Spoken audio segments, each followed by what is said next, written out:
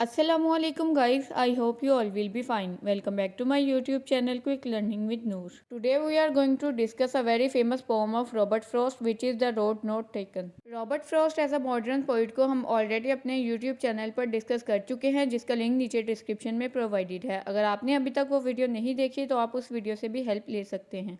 अगर आपने अभी तक मेरे YouTube चैनल को सब्सक्राइब नहीं किया तो इस चैनल को सब्सक्राइब कर दें और साथ बेल आइकन को भी प्रेस कर दें ताकि आपको मेरी हर नई वीडियो का नोटिफिकेशन टाइम से मिलता रहे। ये आपकी तरफ से प्यार और सपोर्ट होता है जिससे हमें और ज़्यादा हार्डवर्क करने की मोटिवेशन मिलती है। First of all we will discuss the key facts of the poem the road not taken. The road not taken को अगस्त 1915 के टाइम पीरियड में द अटलांटिक मंथली में पब्लिश करवाया गया था। अटलांटिक मंथली एक अमेरिकन जर्नल है जिसमें न्यूज़ और लिटरेचर को पब्लिश करवाया जाता था। Later on the road not taken को रॉबर्ट फ्रॉस्ट की पोइट्री कलेक्शन माउंटेन इंटरवल में 1916 के टाइम पीरियड में पब्लिश करवाया गया था और द रोड नॉट टेकन उस पोइट्री कलेक्शन की ओपनिंग यानी कि फर्स्ट पोम थी। एडवर्ड थॉमस पोइट होने के साथ साथ रॉबर्ट फ्रॉस्ट के कंपेनियन और फ्रेंड भी थे। जब वो रॉबर्ट फ्रॉस्ट के साथ वॉक पर जाते थे तो उनके लिए ये डिसाइड करना बहुत ज़्यादा मुश्किल होता था कि वो कौन सी रोड चूज़ करें। तो फिर रॉबर्ट फ्रॉस्ट ने इन्हीं इवेंट्स को अपने माइंड में रखते हुए poem the road not taken as a joke for Edward Thomas लिख दी। ये पोम 1915 और 1916 में पब्लिश करवाई गई थी जिसको मॉडर्न टाइम पीरियड कंसीडर किया जाता है। इस पोम की टोटल 20 लाइन्स हैं जिनको 4 स्टैंजा में डिवाइड किया गया है यानी कि हर एक स्टैंजा में 5 लाइन्स हैं। पोम को नैरेटिव जॉनरा में लिखा गया है और ये पोम ए बी की राइमिंग स्कीम को फॉलो करती है। द रोड नॉट टेकन में इरेगुलर आयम्बिक टेट्रामीटर यूज किया गया है जिसको हम आगे पोम की डीप एनालिसिस में डिटेल से डिस्कस करेंगे। Now we are going to start the line by line analysis of the poem the road not taken. इस पोम के फर्स्ट स्टैंजा की फर्स्ट लाइन में पोइट रॉबर्ट फ्रॉस्ट कहते हैं कि वो एक जंगल से गुजरते हैं जहाँ पर एक ही रास्ता 2 रोड्स पे जाके डिवाइड होता है।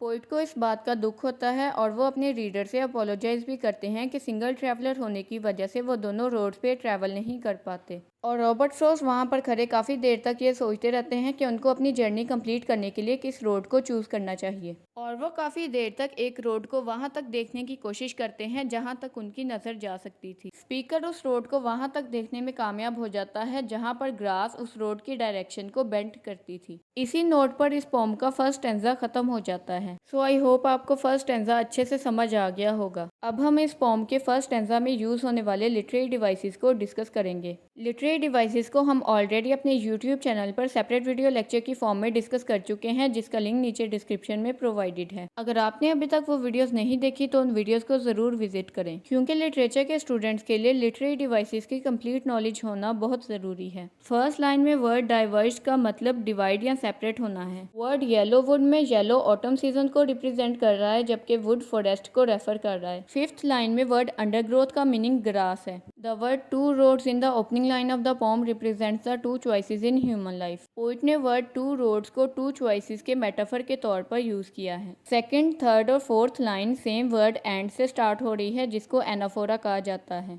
पोम के फर्स्ट स्टैंजा में इमेजरी भी यूज़ की गई है जिसमें वर्ड रोड्स, येलोवुड और अंडरग्रोथ के थ्रू रीडर्स के माइंड में इमेजेस क्रिएट किए गए हैं। थर्ड लाइन के मिड में भी एक कोमा यूज़ किया गया है जो सियूरा को रिप्रेजेंट करता है। इस स्टांजा की फोर्थ लाइन एक रन ऑन लाइन है जो कि अपना कंप्लीट मीनिंग कन्वे करने के लिए दूसरी लाइन पर डिपेंडेंट है। सो इस लाइन में एंजैबमेंट को यूज़ किया गया है। Now we are going to discuss the second stanza of the poem the road not taken. Speaker ये बताता है कि उसने उस रोड को चूज़ किया है जिस पर उसके मुताबिक लेस पीपल ट्रैवल करते हैं। स्पीकर को इस हकीकत का तब पता चलता है जब वो वहाँ पर खड़े होकर दोनों रोड्स के दरमियान कंपैरिजन कर रहा होता है।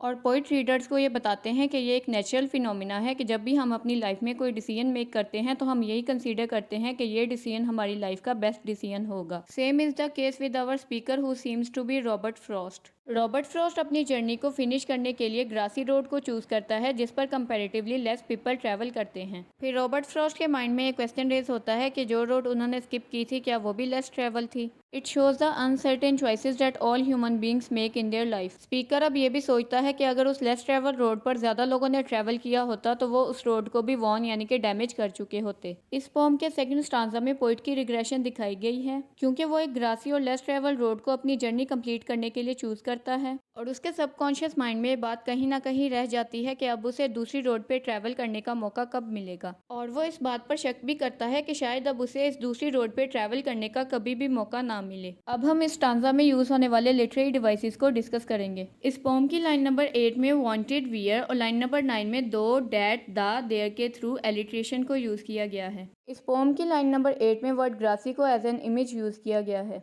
Poem the road not taken में यूज़ होने वाले लिटरेरी डिवाइसेस को मैं अपने यूट्यूब चैनल की शॉर्ट्स में डिस्कस कर चुकी हूँ, जिसका लिंक नीचे डिस्क्रिप्शन में प्रोवाइडेड है। आप उस शॉर्ट वीडियो से द रोड नॉट टेकन के नोट्स बनाने में हेल्प ले सकते हैं। पोम के थर्ड स्टैंजा में रॉबर्ट फ्रॉस्ट ये कहते हैं कि दोनों रोड्स में ज्यादा डिफरेंस नहीं है। जैसी सुबह इस रोड पर होती है, यकीनन वैसी ही सुबह उस दूसरी रोड पर भी होती होगी। इन दोनों रोड्स में बेसिक यही डिफरेंस है कि इस रोड पर कम लोगों ने ट्रैवल किया है, जिसकी वजह से इसके पत्तों को लोगों ने अपने पैरों तले नहीं रौंदा, जबकि दूसरी रोड पर ट्रैवल करने वाले लोग पत्तों को अपने पाँव के नीचे दबाकर उनको काला कर देते हैं। मैंने इस रोड को आज इस वजह से स्किप कर दिया है क्योंकि मैं ये अज्यूम करता हूँ कि मैं कल या परसों इस रोड पे ज़रूर ट्रैवल करूँगा, मगर मुझे इस बात पर शक भी है और शायद कल को मेरा ये शक हकीकत में बदल जाएगा जब मैं इस रोड पे कभी भी वापस नहीं आ पाऊँगा। मैं ये अच्छे से जानता हूँ कि जो रोड मैंने चूज़ की है उससे आगे इतने सारे वेज निकल आएंगे कि मैं सारी ज़िंदगी उन्हीं में उलझा रहूँगा, और मैं ये अच्छे से जानता हूँ कि मुझे लाइफ में कभी भी सेकंड अपॉर्चुनिटी नहीं दी जाएगी, ना ही मेरे पास इतना टाइम बचेगा कि मैं दूसरी रोड पे ट्रैवल करके अपने एक्सपीरियंसेस को शेयर कर सकूँ।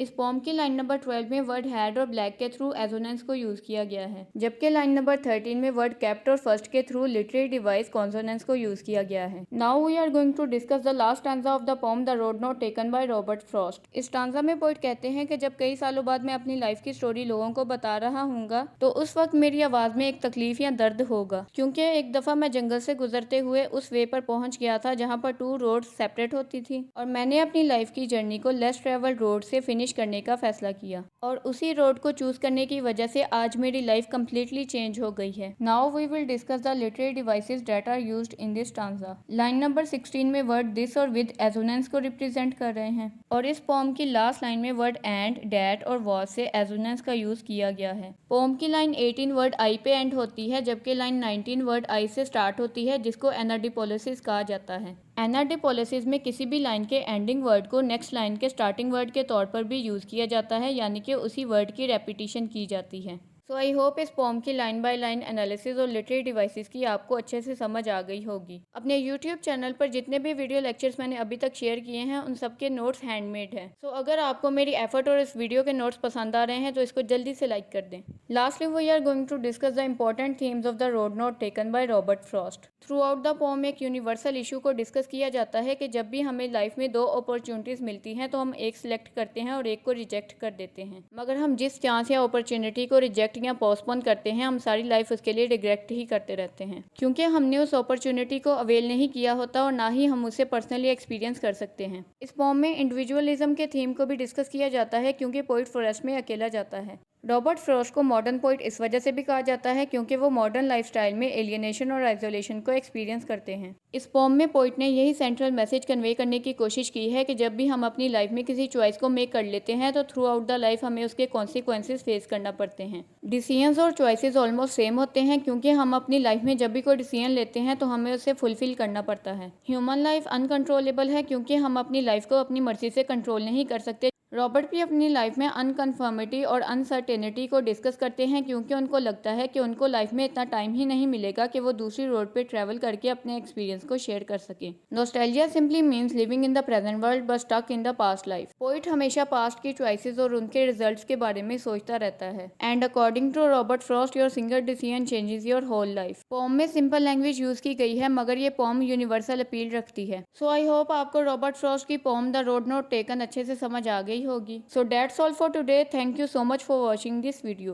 If you have any query or question related to this or any other topic, then you can ask in the comment section. अगर आप चैनल पर न्यू हैं तो चैनल को सब्सक्राइब कर दें और साथ बेल आइकन को भी प्रेस कर दें ताकि आपको मेरी हर नई वीडियो का नोटिफिकेशन टाइम से मिलता रहे। वीडियो पसंद आई है तो वीडियो को लाइक कर दें और दोस्तों के साथ शेयर भी कर दें। इंशाल्लाह we will meet in some other lesson. Till then अल्लाह हाफिज़।